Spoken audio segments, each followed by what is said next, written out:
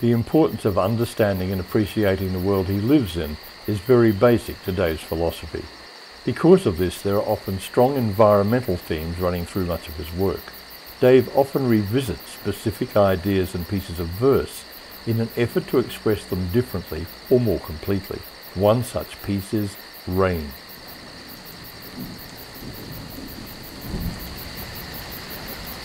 I can hear you, making small holes in the silence, Rain. If I were deaf, the pores of my skin would open to you and shut, and I would know you by the lick of you if I were blind. Something special smell you make when the sun cakes the ground, the steady drum roll sound you make when the wind drops. But if I should not hear, smell, or feel you, or see you, you would still define me, disperse me, wash over me, rain.